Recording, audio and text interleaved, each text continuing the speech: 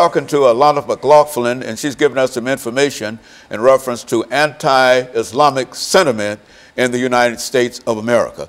Now, Alana, you've covered quite a bit of information during the first and second segment. Let's give you the opportunity during the final segment to deal with some of the other aspects of this anti-Islamic sentiment.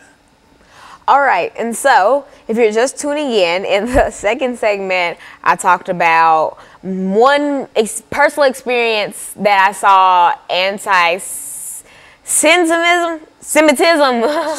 Anti-sentiment. Sentiment, oh my God, sentiment going on towards a man who was carrying a Quran. He had on a traditional dress from some country. I'm not quite sure because I haven't really taken any cultural classes. But he was an American. He was carrying a Quran, so I'm going to make an inference that the man was a Muslim. And so we were kind of okay, I was in Washington, D.C., so I was at John F. Kennedy Airport, and I was trying to go to Nashville. And so I was going through TSA, and he was behind me.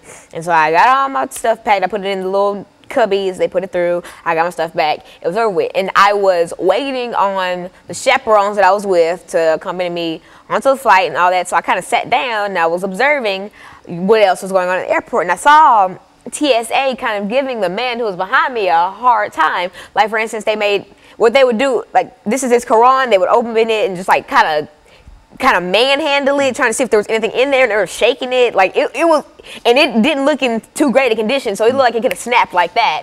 And it was just, they were doing so much extra, and that really just made my blood boil, because at that time there wasn't anything I can do, because I couldn't go up there, because once you go through TSA, I couldn't go straight, because as he was coming through it, I couldn't go through that line, and everything was too busy, so I couldn't really do anything about it except, tell the chaperones I was with, and even they expressed their own disgust about it.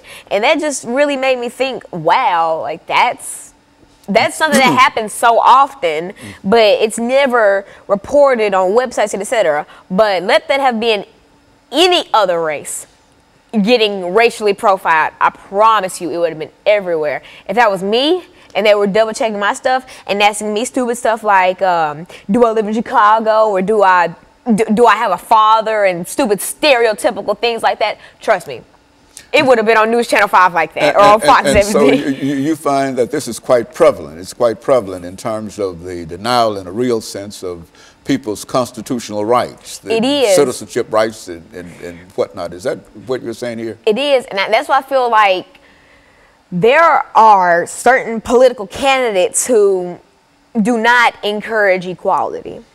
I'm not going to go into name dropping or anything, but there are certain candidates that do not support equality, and I feel like okay, right now the two top candidates are Donald Trump and Hillary Clinton, and that's just, you just really can't fight that.